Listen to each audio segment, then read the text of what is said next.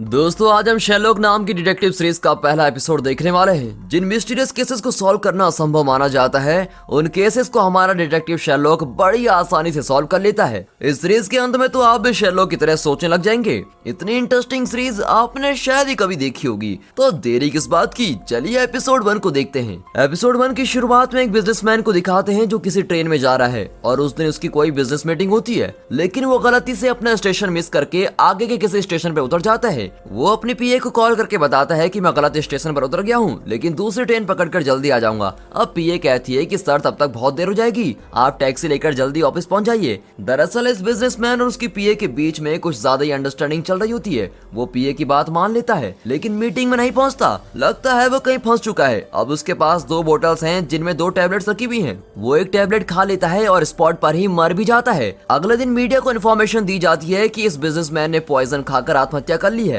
और इस रिपोर्ट के साथ ही ये केस भी बंद कर दिया जाता है। इस हादसे के 1 महीने बाद 2 फ्रेंड्स को बारिश में चलते हुए दिखाते हैं। उनमें से एक लड़के के पास छाता होता है और दूसरे लड़का बारिश में भीगता हुआ टैक्सी को बुलाता है, लेकिन टैक्सी नहीं रुकती। फिर वो अपने दोस्त से कहता है, यार तू रुक जा, मैं घर जाकर अपना छाता लेके आता हूँ। लेकिन वो लड़का ना तो घर पहुँचता है और ना ही अपने दोस्त के पास लौटता है। लगता है वो कहीं फंस गया है। अब दिखाते हैं कि उसके पास बोतल्स में 2 टैबलेट्स हैं और वो एक टैबलेट खाकर वहीं मर जाता है। और मीडिया भी यही कहती है कि ये सुसाइड केस है। अब एक बार में एक औरत खूब पीती है और नशे में धुत होकर घर लौट रही होती है, लेकिन वो घर नहीं पहुंचती और किसी जगह फंस जाती है और उसके पास भी 2 टैबलेट्स हैं जिनमें से एक खाकर वो मर जाती है और इस तरह की ये तीसरी मौत है। अब मीडिया वाले सवाल उठाने लगते हैं और एक प्रेस मीट बुलाई जाती है। तब ग्रेग नाम का एक डिटेक्टिव बताता है कि तीनों लोगों ने सुसाइड की है, लेकिन तीनों की मौत एक ही टाइप के पॉइजन से हुई है।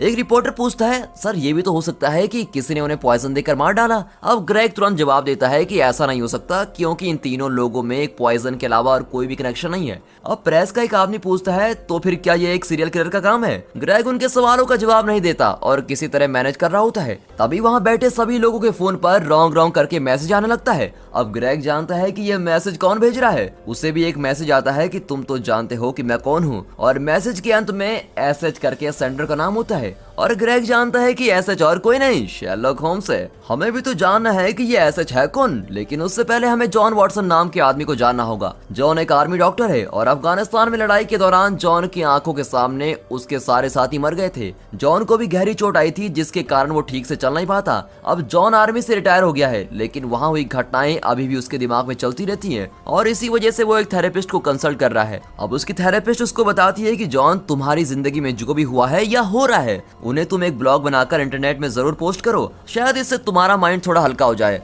अब जॉन को भी ये बात ठीक लगती है। अब एक दिन जॉन पार्क में चल रहा होता है कि अचानक पीछे से आवाज आती है, अरे यार वॉटसन, कैसे हो तुम? जॉन मुड़कर देखता है पर वो उस आदमी को जानता भी नहीं। अब जॉन को कंफ्यूजन में देखकर वो आदमी कहता है, यार मुझे नहीं पहचाना, मैं हूँ माइक। तब जाकर वॉटसन को याद आता है कि माइक उसका पुराना दोस्त है। तो बताओ वॉटसन, लाइफ में क्या चल रहा है? वॉटसन कहता है, मैं तो ठीक हूँ यार, लेकिन मैं एक घर की तलाश में हूँ। अब जिस घर में रहते हो वहाँ क्या प्रॉब्लम है? वॉटसन कहता है, मैं और मेरा रूममेट मिलकर घर का रेंट देते थे, लेकिन अब वो इंग्लैंड छोड़कर जा रहा है और मेरी पेंशन भी कम है और उसमें मुझे अपना इलाज भी करवाना पड़ता है। मैं अकेला उस घर का रेंट नहीं दे सकता, इसलिए मैं सोचता हूँ कि घर खाली करके किसी के साथ रूम शेयर कर लूँ, लेकिन मेरे साथ रूम शेयर करेगा कौन? इस पर माइक चौंक कर कहता है, अरे यार वॉटसन, बिल्कुल यही शब्द अभी मेरे दोस्त ने मुझसे कहे। उसे भी रूम रेंट की प्रॉब्लम है और वो एक रूममेट को ढूंढ रहा है, तुम उसके साथ क्यों नहीं चल जाते? अब वॉटसन पूछता है, तुम्हारे दोस्त का नाम क्या है? माइक कहता है, उसका नाम है शेरलॉक होम्स, चलो मैं अभी तुम्हें उससे मिलवाता हूँ। अब ये कहकर माइक वॉटसन को लेके जाता है। एक हॉस्पिटल के लैब में शेरलॉक कुछ कर रहा होता है, तब माइक और वॉटसन वहाँ आते हैं।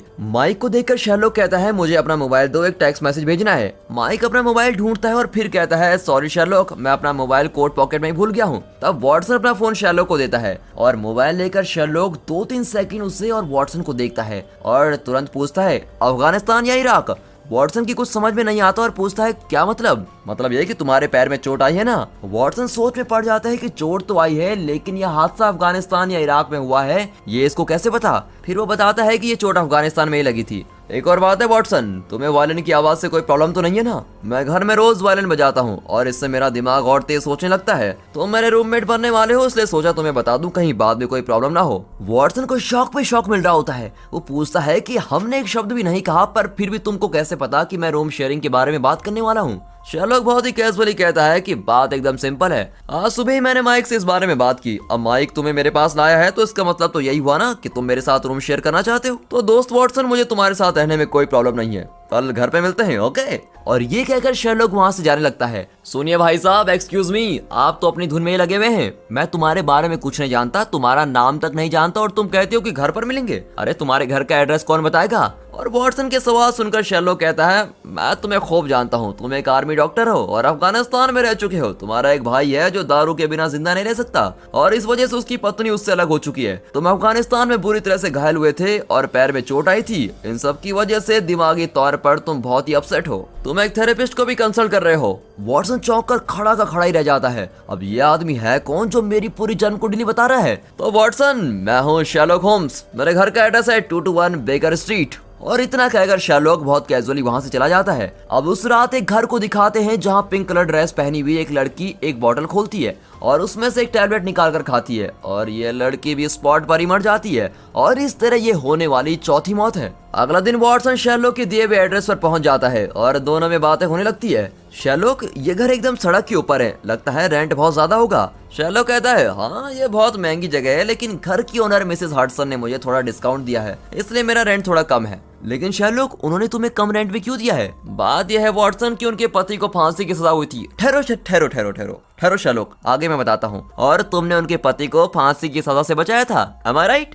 नहीं वॉटसन, दरअसल उसे फांसी की सजा मैंने ही दिलवाई थी और इसलिए खुश होकर मिसेस हडसन ने मेरा रेंट कम कर दिया। ये कहकर शेरलॉक वॉटसन को अंदर लेके जाता है। घर बहुत ही बढ़िया होता है। शेरलॉक, मैंने इंटरनेट पे तुम्हारी वेबसाइट देखी, द साइंस ऑफ डिडक्शन। ओह, जानकर खुशी भी वॉटसन, पर वहाँ पर तुम्हें कुछ इंटरेस्टिंग लगा? इंटरेस्टिंग? क्या बात करते हो शेरलॉक? उसमें लिखी हुई हर बात मुझे तो एकदम इम्पॉसिबल लगी। लिखा था कि एक आदमी का टाई देखकर तुमने पता लगा लिया कि वो एक सॉफ्टवेयर इंजीनियर है और दूसरे आदमी का सिर्फ अंगूठा देखकर तुमने जान लिया कि वो एक एयर पायलट है। क्या तुम्हें सब ढोंग नहीं लगता? शेरलॉक कहता है, ढोंग नहीं वॉटसन, तुम्हारा सर, पैर और हाथ देखकर मैंने जान लिया था कि तुम एक आर्मी ऑफिसर हो। तुम्हारा मोबाइल देखकर जाना कि तुम्हारा भाई पियक्कड़ है और उसकी पत्नी से उसकी नहीं बनती थी। क्या तुम्हें लगता है कि यह सब भी ढोंग था? वॉटसन की बोलती बंद हो जाती है। तब वहाँ घर की ओनर मिसेस हडसन आती है और बड़े प्यार से शेरलॉक को डांटती है कि ये घर का क्या हाल बना रखा है शेरलॉक। फिर एक न्यूज़पेपर को देखकर पूछती है, क्या तुमने न्यूज पढ़ी? एक ही पॉइजन से 3 लोग मर गए हैं। तब शेरलॉक खिड़की से देखता है कि एक पुलिस कार आ रही है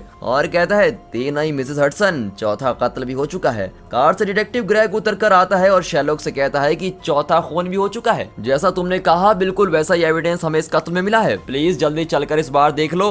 शेरलॉक कहता है, मैं जरूर आऊंगा, लेकिन पुलिस कार में नहीं, टैक्सी में आऊंगा। और ओके कहकर ग्रेग चला जाता है। अब उसके जाते ही यहाँ शेरलॉक खुशी से झूम रहा होता है। वाह सुपर, 3 कत्ल हो चुके हैं और चौथे कत्ल में कुछ एविडेंस मिला है। इतना मेरे लिए काफी है, मैं खूनी को आसानी से ढूंढ निकालूंगा। फिर ओनर से कहता है कि आप प्लीज जरा घर की सफाई कर दीजिए, मुझे जरूरी काम आ गया है और देर से ही लौटूंगा। और ये कहकर वो निकलता है। अब ओनर कहती है, शेरलॉक मैं तुम्हारी नौकरानी नहीं, इस घर की मालकिन हूँ, समझे? बिल्कुल समझ गया हूँ मिसेस हडसन। और ऐसा कहकर वो चला जाता है। यहाँ वॉटसन जरा उदास बैठा होता है और ओनर से पूछता है कि क्या मुझे एक कप चाय मिलेगी? ओनर कहती है कि तुम्हें क्या अलग से बताना पड़ेगा, मैं इस घर की मालकिन हूँ, नौकरानी नहीं। तब वॉटसन कहता है, समझ गया, तो फिर चाय के साथ 2 बिस्कुट भी दे दीजिए। फिर वो पेपर पढ़ने लगता है और तभी वहाँ शेरलॉक आकर कहता है, वॉटसन तुम एक आर्मी डॉक्टर हो ना, मतलब तुम्हें कई लाशें देखनी होंगी, क्या तुम मेरे साथ चलकर इस केस में मेरी मदद कर सकते हो? हाँ हाँ क्यों नहीं। ये कहकर वॉटसन शेरलॉक के साथ चल देता है। जाते जाते चिल्लाता है कि मिसेस हडसन मेरी चाय कैंसिल। मिसेस हडसन चिढ़कर फिर चिल्लाती है कि मैं मालकिन हूँ, मालकिन। शेरलॉक और वॉटसन एक टैक्सी में जाते हैं। वॉटसन शेरलॉक को देख रहा होता है। अब शेरलॉक कहता है, क्या बात है वॉटसन, मेरे लिए कोई सवाल है क्या? सवाल यह है कि तुम कौन हो और क्या करते हो और इस वक्त कहाँ जा रहे हैं हम? शेरलॉक कहता है, गैस करो। वो कहता है, मेरे ख्याल से तुम एक प्राइवेट डिटेक्टिव हो, लेकिन पुलिस कभी प्राइवेट डिटेक्टिव की हेल्प नहीं लेती। शेरलॉक बताता है कि मैं प्राइवेट डिटेक्टिव नहीं बल्कि कंसल्टिंग डिटेक्टिव हूँ। पूरी दुनिया में सिर्फ मैं ही ये काम करता हूँ, क्योंकि इस काम और नाम का आविष्कार मैंने ही किया है। जब पुलिस किसी केस में अटक जाती है तो मुझे कंसल्ट करती है। वॉटसन कहता है, वही तो मेरी समझ में नहीं आ रहा, तुम जैसे ढोंगी को पुलिस क्यों कंसल्ट कर रही है? अब शेरलॉक बिना कोई रिएक्शन के कहता है, जब पहली बार मैंने तुम्हें देखा और पूछा कि अफगानिस्तान या इराक, तो तुम कितना शॉक हो गए थे, और एक ढोंगी की बात पर तुम इतना शॉक क्यों हुए थे, बताओ? वॉटसन कहता है, यही तो मैं पूछ रहा हूँ कि तुम्हें वो सब कैसे पता चला? तब शेरलॉक पूरी एक्सप्लेनेशन देता है। सबसे पहले तो मैंने तुम्हारा हेयर कट देखा जो मिलिट्री कट है, और मैंने अंदाजा लगा लिया कि तुम आर्मी में रहे होंगे। जब तुम हॉस्पिटल की लैब में आए तो तुम वहाँ की चीजों को देखकर सरप्राइज नहीं हुए और नॉर्मल बिहेव कर रहे थे। इससे पता चलता है कि तुम्हारे लिए वो चीजें नई नहीं थी, और मैंने अंदाजा लगा लिया कि तुम एक डॉक्टर भी हो सकते हो, इसलिए मैंने कहा कि तुम एक आर्मी डॉक्टर हो। अच्छा ठीक है, लेकिन तुम्हें ये कैसे पता चला कि अफगानिस्तान या इराक में ही मेरी टांग टूटी होगी? हमारे देश की आर्मी तो कई देशों में जाती है, फिर उन देशों का नाम तुमने क्यों नहीं लिया? लो, ये तो बहुत ही आसान था।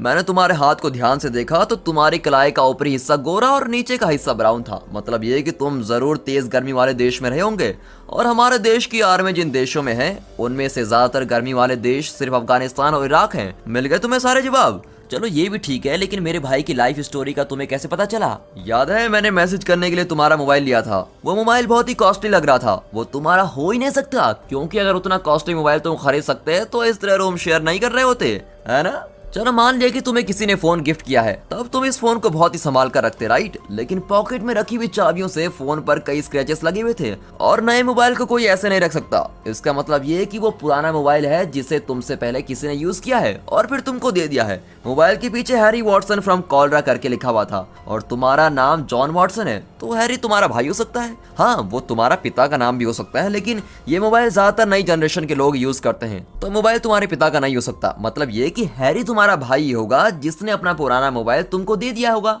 ओह अच्छा, मान लिया मेरे बाप। लेकिन हैरी पीता है और उसका उसकी पत्नी के साथ झगड़ा हुआ है, ये बताओ ये तुम्हें कैसे पता चला? शेरलॉक कहता है फोन के पीछे हैरी वॉटसन फ्रॉम कॉलरा लिखा था। मतलब कॉलरा नाम की एक औरत ने ही ये फोन हैरी को गिफ्ट किया है। लेकिन कॉलरा हैरी की गर्लफ्रेंड हो ही नहीं सकती, क्योंकि गर्लफ्रेंड कभी इतना कॉस्टली गिफ्ट नहीं देती। दोस्तों, अगर गर्लफ्रेंड के साथ आपका भी यही एक्सपीरियंस है तो वीडियो पॉज करके जरा हंस लीजिए। हंस लिया? चलो अब आगे कंटिन्यू करते हैं। अब शेरलॉक कंटिन्यू करता है कि कॉलरा जरूर हैरी की पत्नी का नाम है। पत्नी का दिया हुआ कॉस्टली गिफ्ट अगर हैरी ने तुम्हें दे दिया तो इसका मतलब यही हुआ ना कि उन दोनों में कोई अनबन है और वो अलग हो चुके हैं। कॉलरा से अलग होने के बाद ये मोबाइल हैरी को कॉलरा की याद दिलाकर उसे परेशान करता था, इसलिए उसने मोबाइल तुम्हें दे दिया। तुम्हारा अगला सवाल मैं जानता हूँ। इस मोबाइल का चार्जिंग पोर्ट देख रहे हो? यहाँ अनगिनत स्क्रैचेस लगे हुए हैं। वो जरूर एक पियक्कड़ ही होगा जो हमेशा नशे में रहता है और ठीक से पोर्ट में चार्जर भी नहीं लगा सकता। देखो कैसे आसपास की जगह में घुसाकर हर तरफ स्क्रैचेस लगे हुए हैं। शेरलॉक की गहरी सोच और बारीकियों को समझने की क्षमता देखकर वॉटसन बिल्कुल ही दंग रह जाता है। इतने में वो कत्ल के स्पॉट पर पहुंच जाते हैं और कार से उतरकर चलने लगते हैं।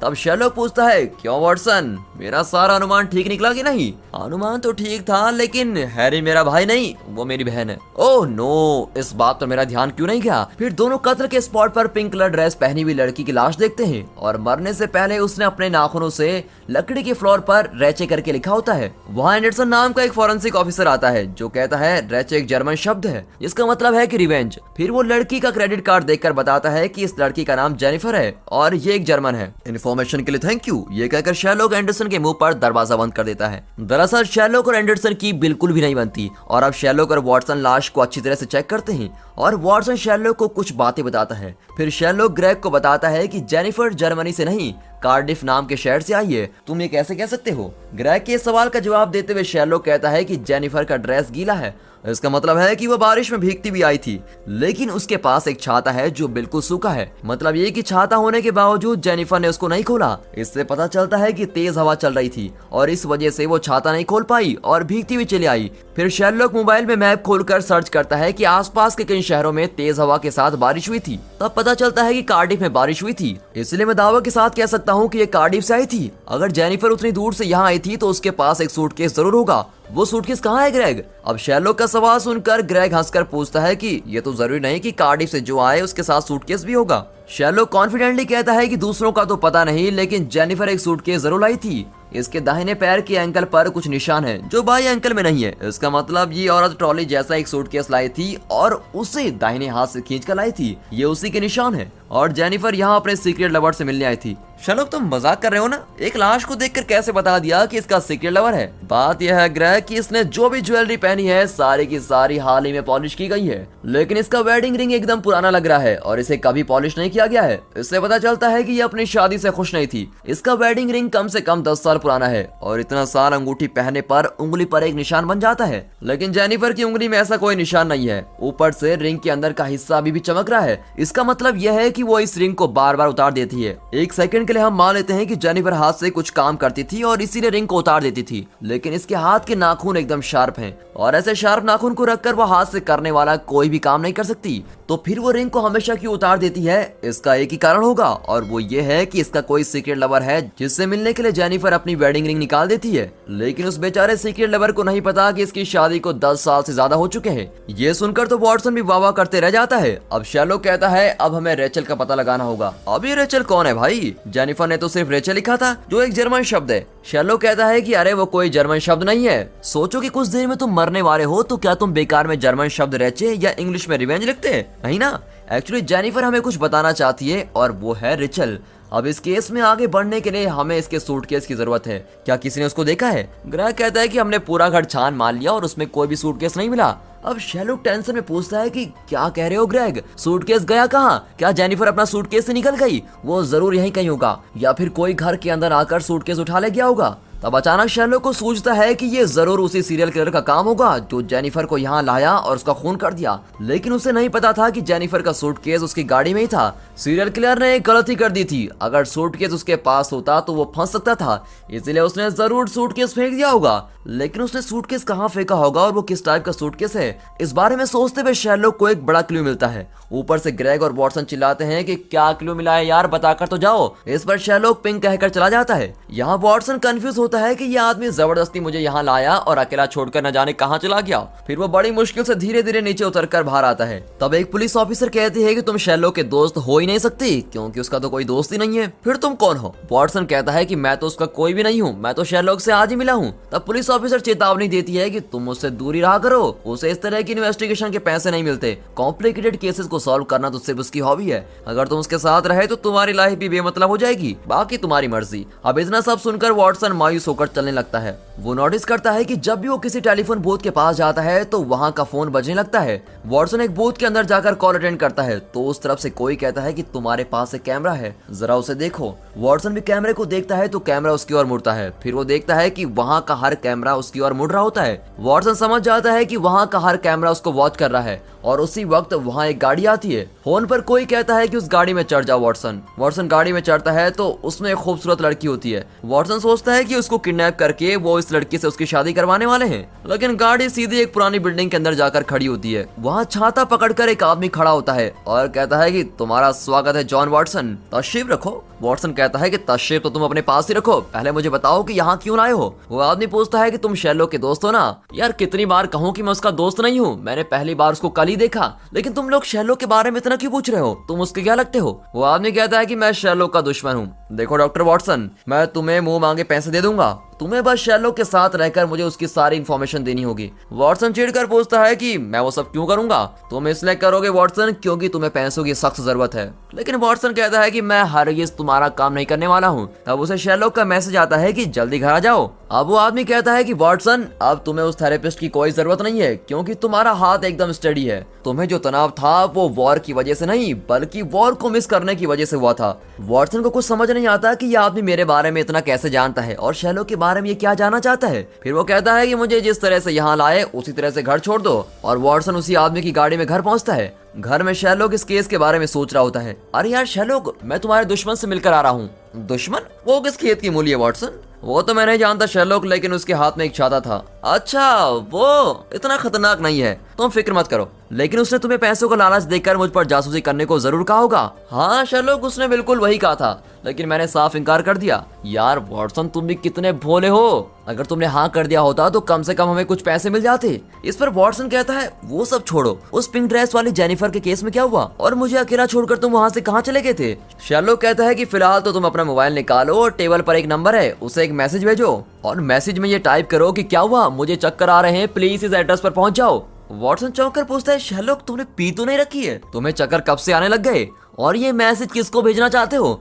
इस पर शेरलॉक उसको एक पिंक कलर का सूटकेस लाकर दिखाता है और देखते ही वॉटसन जान जाता है कि ये मरी हुई जेनिफर का सूटकेस है और पूछता है ये तुम्हें कहां से मिला? शेरलॉक बताता है कि जेनिफर को खूनी अपनी कार में लाया था और गलती से उसका सूटकेस कार में रह गया था और खूनी जेनिफर का खून करके अपनी कार में चला गया। लेकिन उसने जल्दी जेनिफर का सूटकेस देख लिया होगा और इस सूटकेस के रहते वो बहुत ही जल्दी पकड़ा जाता, इसलिए उसने सूटकेस रास्ते के किसी कूड़ेदान में फेंक दिया होगा और इसीलिए मैंने कत्ल के स्पॉट पर 5 मिनट के ट्रेवल के अंदर रखे गए सारे कूड़ेदानों की छान मारी और तब जाकर इस सूटकेस मेरे हाथ लगा। लेकिन शैरलॉक ये जेनिफर का ही सूटकेस है, इसकी क्या गारंटी है? वॉटसन, जेनिफर की ड्रेस पूरी तरह से पिंक है, इसीलिए उसने सूटकेस भी पिंक ही चुना होगा और हमारा मेन क्लू भी यही है, पिंक। वाह शैरलॉक, तुम्हारा जवाब नहीं, पर तुम मुझे किसे मैसेज भेजने को कह रहे हो? वॉटसन ध्यान से सुनो, कत्ल के स्पॉट पर और इस सूटकेस में एक चीज मिसिंग है, गैस करो। वॉटसन गैस नहीं कर पाता। शैरलॉक कहता है यार जेनिफर का मोबाइल फोन मिसिंग है। इस पर वॉटसन कहता है शायद वो घर पर ही भूल गई थी। नहीं नहीं वॉटसन, ये नहीं हो सकता। जेनिफर का एक सीक्रेट लवर है जिससे वो मिलने यहाँ आई थी और मोबाइल घर पर भूलने का तो सवाल हो ही नहीं सकता।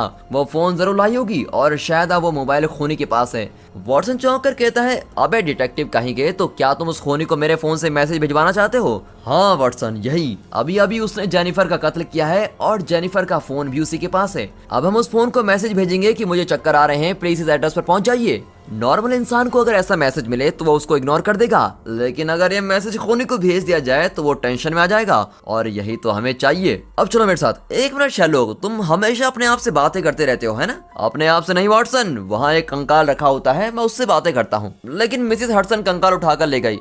तो अब तुम मुझे कंकाल समझकर बातें कर रहे हो क्या? बुरा मत मानो वॉटसन, अब चलो भी। फिर दोनों एक रेस्टोरेंट में जाते हैं जो खूनी को भेजे गए एड्रेस के बिल्कुल पास है। अब रेस्टोरेंट का ओनर शैरलॉक को देखते ही उसके ऊपर प्यार बरसाने लगता है और कहता है सर आप जो मर्जी जितनी मर्जी खा लीजिए, आपके लिए तो सब फ्री है। दरअसल किसी केस में ये ओनर जेल जाने वाला था और शैरलॉक ने इसको बचाया था। दोनों उस खूनी का इंतजार कर रहे होते हैं और तब एक टैक्सी आकर रुकती है। टैक्सी वहाँ बहुत देर खड़ी रहती है। शैरलॉक कातिल का प्लान समझ जाता है कि अगर वो प्राइवेट गाड़ी में आता तो आसानी से पकड़ा जाता, इसीलिए वो टैक्सी लेकर पैसेंजर की तरफ वहाँ आया था। तब टैक्सी वहाँ से निकलती है और शैरलॉक और वॉटसन उसके पीछे भागते हैं, लेकिन शैरलॉक एक गाड़ी से टकराकर नीचे गिर जाता है और शैरलॉक के उठकर भागने तक बहुत देर हो चुकी थी। तब शैरलॉक गैस करता है कि टैक्सी सीधी जा रही थी, पर कार उस रास्ते से नहीं जा सकती क्योंकि आगे रोड का रिपेयर चल रहा है, इसलिए उसको वन वे में जाना होगा और वो भी वन वे की तरफ मुड़ता है। और इस तरह यहीं से शैरलॉक गैस कर लेता है कि टैक्सी कौन सा रूट लेने वाली है। फिर दोनों शॉर्टकट से जाते हैं, वहाँ के मकानों के अंदर से घुसकर और बिल्डिंग पर चढ़कर किसी तरह उस टैक्सी को पकड़ लेते हैं। शैरलॉक टैक्सी के पैसेंजर को देख लेता है पर कहता है ये खूनी नहीं। अब वॉटसन कहता है कि इसके मुंह पर क्या लेबल लगा हुआ है कि ये खूनी नहीं है? नहीं वॉटसन, उसका सूटकेस देखो, वो अभी अभी एयरपोर्ट से आया है और पहली बार लंदन आया है और रास्ता न जानने की वजह से वो यहाँ वहाँ टैक्सी में घूम रहा है। फिर वो पैसेंजर से कहता है कि आपको तकलीफ देने के लिए सॉरी, हम पुलिस वाले हैं, अगर कोई आपको प्रॉब्लम हो तो हमें कांटेक्ट कीजिए। और ये कहकर दोनों वहाँ से खिसकने लगते हैं, लेकिन पैसेंजर असली पुलिस से कंप्लेंट करता है कि सर ये दोनों पुलिस बनकर मुझको डरा रहे थे। और ये देखकर शैरलॉक और वॉटसन वहाँ से भागकर घर पहुँचते हैं। तब शैरलॉक कहता है कि वॉटसन बाहर तुम्हारा गिफ्ट वेट कर रहा है और उसी वक्त दरवाजे पर कोई नॉक करता है। वो और कोई नहीं बल्कि रेस्टोरेंट का ओनर है, जो वॉटसन की वॉकिंग स्टिक उसको लौटाकर कहता है कि शैरलॉक ने मुझे फोन किया था कि आप ये स्टिक भूल गए हैं। अब इस स्टिक के सपोर्ट के बिना ही वॉटसन इतनी देर तक चल फिर रहा था और यही नहीं, बिल्डिंग पर चढ़कर ऊपर से छलांग भी मार रहा था। मतलब ये कि वॉटसन का पैर टूटा नहीं बल्कि वो पैर टूटने की एक्टिंग कर रहा था। वॉटसन समझ जाता है कि शैरलॉक ये बात जान गया था। शैरलॉक अब सोचता है कि शायद वॉटसन अब उसके साथ नहीं रहना चाहेगा। इतने में मिसेस हडसन आकर कहती है कि शैरलॉक तुमने अब क्या गुल खिला दिए हैं जो यहाँ पुलिस भी आ गई है।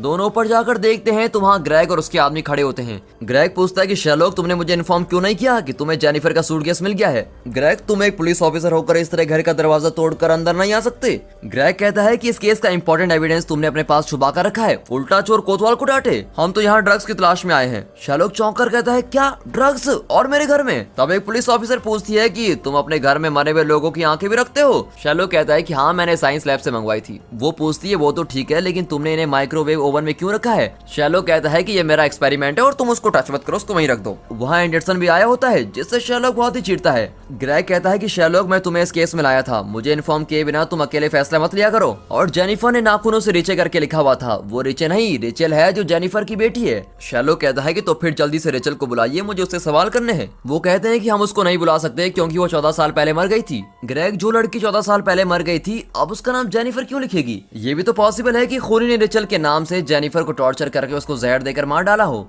ग्रेग कहता है नहीं वॉटसन, ये 14 साल पहले की बात है, ऊपर से जेनिफर का सीक्रेट लवर भी है, वो जहर खाकर क्यों मरेगी? इस बारे में शैरलॉक बहुत ही सोच रहा होता है और दूसरे ऑफिसर यहाँ वहाँ घूम रहे होते हैं। तब मिसेस हडसन आकर कहती है कि शैरलॉक तुमने टैक्सी बुक की थी ना, शेरलॉक कहता है मैंने तो कोई टैक्सी बुक नहीं की, और ये कहकर फिर गहरी सोच में चल जाता है। मिसेस हडसन पूछती है कि वॉटसन, ये पुलिस ने घर में क्या हाल बना दिया है। मिसेस हडसन, पुलिस को लगता है कि यहाँ ड्रग्स छुपा कर रखे गए हैं। ड्रग्स और मेरे घर में, ये कैसे हो सकता है? इनकी बातें सुनकर शेरलॉक और भी टेंशन में आकर चिल्लाता है कि मुंह बंद करके रखने के कितने पैसे लेंगे आप लोग? कुछ देर के लिए चलना फिरना बंद कर दो, सांस लेने की आवाज भी नहीं आनी चाहिए। एंडरसन, तुम उस तरफ घूम जाओ क्योंकि तुम्हारा मुंह देखकर मेरा दिमाग बिल्कुल नहीं चलता। अब एंडरसन चौंक जाता है कि भाई मेरे मुंह से क्या प्रॉब्लम है, लेकिन शेरलॉक, नीचे टैक्सी तुम्हारा इंतजार कर रही है। अब शेरलॉक फिर चिल्लाता है कि मुंह बंद कीजिए मिसेस हडसन। वो बेचारी चुपचाप नीचे चली जाती है। शेरलॉक दिमाग को टटोल रहा होता है कि मरते वक्त जेनिफर ने रिचल का नाम ही क्यों लिखा। तब शेरलॉक को एक बात स्ट्राइक करती है कि जेनिफर ने जानबूझकर अपना मोबाइल और सूटकेस टैक्सी में छोड़ा होगा, क्योंकि वो जानती थी कि वो जल्दी मरने वाली है और वो हमें अपने खूनी के बारे में क्लू देना चाहती थी, इसलिए उसने मरते वक्त रिचल लिखा था। समझ गए आप लोग? लेकिन वहाँ किसी के भेजे में उसकी बात नहीं आती और वे शेरलॉक को टुकर टुकर देख रहे होते हैं। अब शेरलॉक चौंक जाता है कि भाई ये कैसी टीम है जहाँ सभी के सभी बेवकूफ हैं। वॉटसन, जेनिफर के सूटकेस में एक ईमेल एड्रेस है, वो मुझे दो। दरअसल वो एक मी फोन टाइप का ईमेल एड्रेस है। मी फोन एक ऐप है जिसमें अगर ईमेल एड्रेस और पासवर्ड एंटर करने पर उस ईमेल एड्रेस का अकाउंट लोकेशन ट्रेस किया जा सकता है। तो वे ईमेल एड्रेस डालते हैं। अब पासवर्ड क्या हो सकता है? पासवर्ड है रिचल। जेनिफर ने यही क्लू देना चाहा था। रिचल करके पासवर्ड एंटर करने पर उस मोबाइल की लोकेशन ट्रेस हो जाती है। इसी बीच मिसेस हडसन आकर कहती है कि शेरलॉक, नीचे टैक्सी ड्राइवर कुछ ज्यादा ही बकबक कर रहा है, तुम आकर उससे निपटो प्लीज। अब शेरलॉक चिढ़कर कहता है देखिए मैंने कोई टैक्सी बुक ही नहीं की है, मैं एक जरूरी काम कर रहा हूँ प्लीज। तभी मी फोन ऐप उस मोबाइल का लोकेशन दिखाता है और ये क्या, मोबाइल तो इसी घर में है। शेरलॉक शॉक होकर सोचने लगता है कि ये हो क्या रहा है। तब उसे ख्याल आता है ओ माय गॉड, वो टैक्सी, बिना बुक किए ये टैक्सी यहाँ क्या कर रही है? इतना ही नहीं, इन चारों कत्लों के बीच एक कॉमन चीज है, टैक्सी। खूनी का पहला शिकार वो बिजनेसमैन था जो टैक्सी पकड़कर ही मीटिंग के लिए निकला था। फिर बारिश में भीगता हुआ लड़का भी टैक्सी पकड़कर ही गया था, और बार में वो लड़की भी शराब पीकर टैक्सी में गई थी, और आखिर में जेनिफर भी टैक्सी में ही थी। इस बीच शेरलॉक को एक मैसेज आता है कि मेरे साथ चलो, और ये मैसेज बाहर खड़ा टैक्सी ड्राइवर ही भेज रहा था। शेरलॉक बाहर जाने लगता है। वॉटसन के पूछने पर वो बताता है कि यहाँ रहकर मुझसे सोचा नहीं जा रहा है, मैं जरा बाहर जाकर आता हूँ। अब ये कहकर वो बाहर जाता है और टैक्सी ड्राइवर को देखता है। ओह, तो तुम हो सीरियल किलर। एक्चुअली पहले भी हम तुमको लगभग पकड़ चुके थे, लेकिन उस दिन रेस्टोरेंट के बाहर जब तुम्हारी टैक्सी आई तो हमें लगा कि पैसेंजर ही खूनी है, लेकिन असली खूनी तो तुम हो, टैक्सी के ड्राइवर। खूनी मुस्कुराकर कहता है तुमने तो ठीक पहचाना, टैक्सी ड्राइवर होने की वजह से मुझ पर कोई शक नहीं करता और मैं जहाँ जाना चाहता हूँ वहाँ जा सकता हूँ। अरे अपनी कहानी रहने दो, पहले ये बताओ कि तुमने उन 4 लोगों का क्या किया और कैसे उनको मारा। मैंने किसी का खून नहीं किया है सर, मैंने तो सिर्फ उनसे बातचीत की थी और उसके बाद उन्होंने खुदकुशी कर ली। मैं जानता हूँ कि ऊपर पुलिस है और अगर तुम उनको बुलाओगे तो वो मुझको अरेस्ट भी कर लेंगे, लेकिन तुम्हें ये कभी पता नहीं चल पाएगा कि मैंने उन चारों से क्या बात की थी।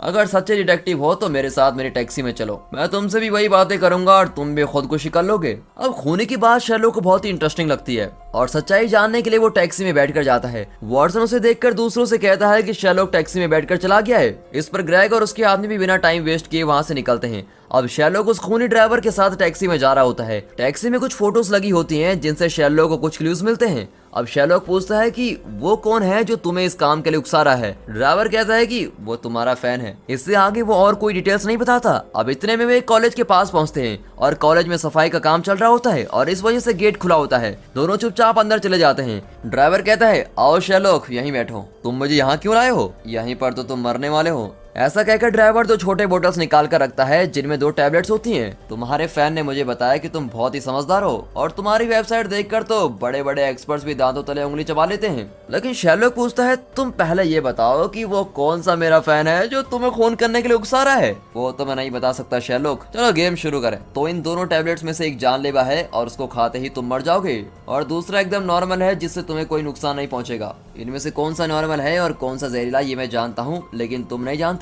शेरलॉक पूछता है मैं ये बेकार सा गेम क्यों खेलूं? इससे मुझे क्या फायदा है? यही तो मजे की बात है शेरलॉक, तुम अपनी मर्जी से कोई भी टैबलेट खा सकते हो, लेकिन तुम्हारे खाने के बाद जो भी टैबलेट बचेगा वो मैं खा लूंगा। जिसकी किस्मत अच्छी होगी वो जिंदा रहेगा और दूसरा मर जाएगा। मैंने ये गेम 4 बार खेला है और एक भी बार नहीं हारा, और किसी को मेरे बारे में एक छोटा सा भी सुराग नहीं मिला है। अब शेरलॉक कहता है ओह ये बात है, मैंने टैक्सी में आते वक्त देखा कि तुमने शेविंग की हुई है। तुम्हारे गले में थोड़ा सा शेविंग क्रीम लगा हुआ है। अगर तुम्हारे घर में कोई रहता तो तुम्हें बताता कि गले में शेविंग क्रीम लगा है। मतलब ये कि तुम्हारे घर में कोई नहीं रहता और तुम बिल्कुल अकेले हो और अकेलेपन में जी रहे हो। टैक्सी में एक फोटो था जिसमें 2 बच्चे हैं और अपनी माँ के साथ थे, लेकिन तुमने उनकी माँ का चेहरा फाड़ रखा था, और अगर वो जिंदा नहीं होती तो तुम उसकी फोटो को इस तरह नहीं फाड़ते। मतलब वो जिंदा है और जरूर तुम्हारी पत्नी ही है। लेकिन तुम दोनों के बीच झगड़ा हुआ है और दोनों अलग अलग हो गए हो। वो बहुत ही पुरानी फोटो थी लेकिन तुमने उसको बहुत ही अच्छी तरीके से फ्रेम किया हुआ है। मतलब तुम उन दोनों बच्चों से बहुत प्यार करते हो, लेकिन तुम्हारी पत्नी बच्चों को तुमसे अलग करके अपने साथ ले गई है और इस बात को तुम बर्दाश्त नहीं कर पाते। और सुनोगे, तुम्हारी ड्रेस लगभग 3 साल पुरानी है और इस वजह से तुम पर किसी का ध्यान भी नहीं जाएगा। बड़ी चालाकी से प्लान किया है तुमने और तुम 4 लोगों के साथ इतना रिस्की गेम खेलने के लिए तैयार थे जिसमें तुम्हारे मरने की भी चांसेस थे। अब शैलो की बातें सुनकर ड्राइवर मान जाता है कि हाँ, तुम तो बिल्कुल ठीक कहते हो। मुझे कैंसर है और मैं बहुत ही जल्दी मर जाऊंगा और मैं एक मामूली टैक्सी ड्राइवर हूँ। मेरे मरने के बाद मेरे बच्चों को कोई पैसा नहीं मिलेगा, लेकिन इस सीरियल किलर के काम में मुझको बहुत पैसे मिलते हैं। मुझे एक स्पॉन्सर भी मिला है, मैं जितने खून करूंगा वो उतने पैसे बच्चों के नाम पर जमा कर देगा। अब शैलोक पूछता है कि कौन है वो स्पॉन्सर। शैलोक, मेरा स्पॉन्सर तुम्हारा फैन है, लेकिन उसके बारे में मैं तुमको कुछ नहीं बताऊंगा। अब शैलोक कहता है तो ठीक है, तुम भी सुन लो, मैं ये गेम नहीं खेलूंगा। अब इस पर ड्राइवर शैलोक पर गन पॉइंट रखता है, पर शैलोक जरा भी नहीं डरता। अब ड्राइवर शैलोक को शूट करता है, लेकिन वो गन असली नहीं होती बल्कि एक लाइटर होता है। शैलोक कहता है कि तुमने मुझे क्या समझ रखा है, मैं खूब जानता हूँ कि क्या असली है और क्या नकली। अपना गेम किसी और के साथ खेलना। यह कहकर शैलोक वहाँ से निकलता है। तब ड्राइवर कहता है कि कम से कम इन दोनों में से एक टैबलेट को छांट तो लो, मैं जानना चाहता हूँ कि इस गेम में तुम जीते या मैं। इसमें क्या आपत्ति हो सकती है। यह सोचकर शैलोक एक टैबलेट उठा लेता है और ड्राइवर दूसरा टैबलेट उठा लेता है। तब ड्राइवर कहता है, कम ऑन शैलोक, अब टैबलेट उठा ही लिया है तो उसको खा भी लो। तुम अपना वाला मुंह में डालो और मैं अपना वाला खा लूंगा, आखिर पता तो चले कि कौन जीता। अब इस तरह वो शैलोक का ब्रेन वॉश करने लगता है और आखिर में शैलोक भी टैबलेट खाने वाला होता है कि अचानक टैक्सी ड्राइवर को कोई शूट कर देता है और ड्राइवर नीचे गिर जाता है। शैलोक चारों ओर ढूंढता है कि किसने शूट किया है, पर वहाँ कोई नजर नहीं आता। फिर शैलोक ड्राइवर से पूछता है कि क्या मैंने नॉर्मल टैबलेट सिलेक्ट किया था, लेकिन ड्राइवर जवाब नहीं देता। शैलोक कहता है कि कम से कम उस स्पॉन्सर का नाम तो बता दो जो तुमसे सब कुछ करवा रहा है। मेरे उस फैन का नाम क्या है। वो कहता है कि सॉरी शैलोक, मैं वो सब कुछ नहीं बता सकता, सीधे सीधे बता दो वरना बहुत पछताओगे। ये कहकर शैलोक उसे पैर के नीचे दबाने लगता है और दर्द के मारे ड्राइवर किसी मोरालिटी का नाम लेता है और फिर वहाँ मर जाता है। पुलिस और एम्बुलेंस वहाँ पहुँच जाती है। वे शैलोक को एक ब्लैंकेट से कवर कर देते हैं। शैलोक पूछता है, ग्रेग मुझ पर ब्लैंकेट क्यों डाल रहे हो। वो कहता है कि इस हादसे से तुम्हें बहुत सदमा पहुंचा होगा, जिसको कम करने के लिए ब्लैंकेट काम आएगा। भाई मुझे कोई सदमा नहीं पहुंचा है, लेकिन क्या उस खूनी का पता चला जिसने इस सीरियल किलर को शूट किया है। क्या खाक पता चला, हमें तो कोई एविडेंस ही नहीं मिला। चिंता मत करो ग्रेग, मैं हूँ ना, सब पता लगा लूंगा। लगता है खूनी ने बहुत दूर से निशाना लगाकर इस सीरियल किलर को उड़ाया था। वो जरूर एक शूटिंग एक्सपर्ट ही होगा जिसने कई साल इसकी ट्रेनिंग ली होगी और कई ऐसे कांड भी किए होंगे। वो मिलिट्री का भी आदमी हो सकता है। और ये कहते कहते वो पीछे मुड़ता है तो वहाँ वॉटसन खड़ा होता है और शैलोक समझ जाता है कि वॉटसन ने ही सीरियल किलर को शूट किया है, लेकिन वो अपने दोस्त को इसमें नहीं फंसाना चाहता और कहता है, ग्रेग मैंने अभी अभी जो कुछ कहा तुम इसको भूल जाओ। ग्रेग कहता है कि भूल जाओ को क्या मतलब, बताते क्यों नहीं कि वो कौन हो सकता है। क्या तुम्हें और कोई क्लू मिला। छोड़ो ना ग्रेग, देखो ना मैं कितने सदमे में हूँ। मुझे ब्लैंकेट देने के लिए शुक्रिया। मेरा भेजा जरा फ्राई होने लगा था इसलिए मैं बकवास करने लगा हूँ। मुझसे थोड़ी देर सवाल मत करो यार। ये कहकर शैलोक वॉटसन के पास जाकर कहता है, यार वॉटसन क्या सुपर निशाना लगाया तुमने, मुझे बचाने के लिए तुमने उसको शूट किया है ना। वो कहता है कि शैलोक तुम उस खूनी की बातों में आकर टैबलेट खाने वाले थे